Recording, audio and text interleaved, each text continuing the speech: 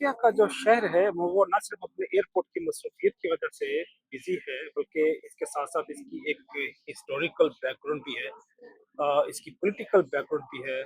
और इसके साथ साथ इसकी इस अमेरिका की मीशत में, माशरत में, समंदर में कई हवालों से इसकी एक कंट्रीब्यूशन है। लेकिन अभी क्योंकि मैं एयरपोर्ट में खड़ा हूँ, एयरपोर्ट पे आपको इनके जो मुख्तलिफ एरोप्लेन्स हैं उनका नज़ारा कराना चाह रहा हूँ।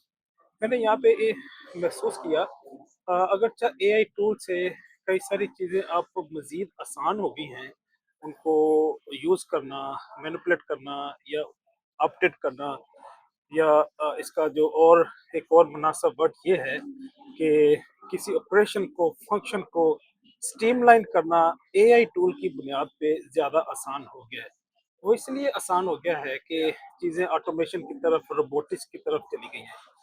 ये बात मैंने इसलिए की है कि यहाँ पे ये बड़े एरोप्लेन हैं, ये जेट हैं, एयर बसेस हैं।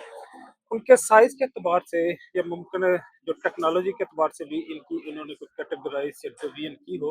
लेकिन इसके साथ-साथ इनके जो डायनामिक्स हैं, मैकेनिक्स हैं और जो टेक्नोलॉजी यूज़ होती है उसकी उसके बिहाफ़ पे भी जो साइंटिस्ट हैं या इंजीनियर्स हैं, एरोनॉटिकल इंजीनियर इसको कैटेगराइज़ करते हैं एरोप्लेन्स को। अगर पैसेंजर्स कम हो तो ये छोटे जेट को, एयर बसेस को यूज़ करते हुए इनको पैसेंजर्स को ले जाते हैं और यहाँ पे फ्लाई करते हैं, टेक ऑफ करके जहाँ पे भी उन्होंने जाना था वहाँ पे उनको ड्रॉप करके वापस आ जाते हैं।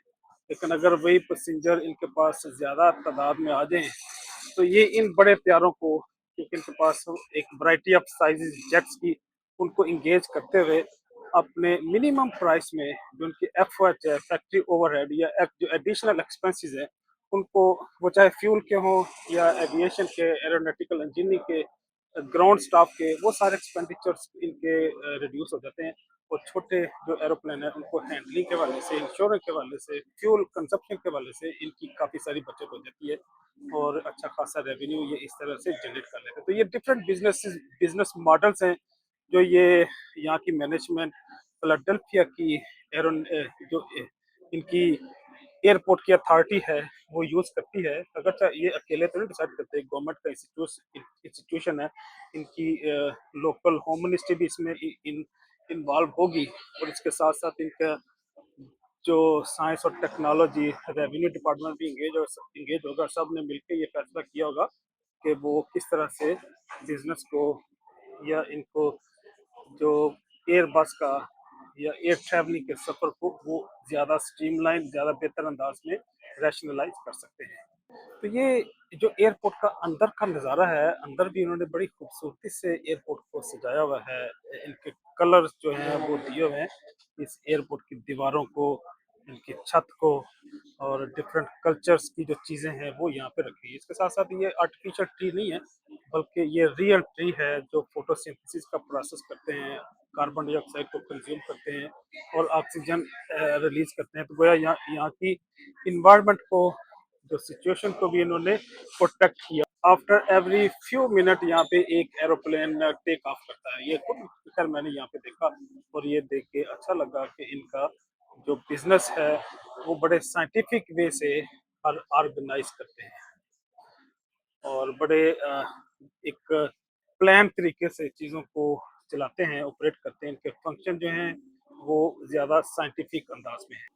ये क्योंकि एक बड़ा टर्मिनल है और यहाँ पे लोग जब चलते-चलते एक टर्मिनल से दूसरे टर्मिनल, यहाँ पे 6-7 टर्मिनल्स ही हैं। उन टर्मिनल पे जब थक जाते हैं तो इन्होंने यहाँ पे आराम चेयर्स भी बनाई हुई हैं और इसके साथ-साथ दूसरा ये जो कोई आर्ट गैलरी भी इन्होंने ये डिज़ाइन की हुई है बच्चों के लिए या दूसरे लोगों के लिए जो आउटसाइडर्स आएँ वो इसको एन्जॉय करें।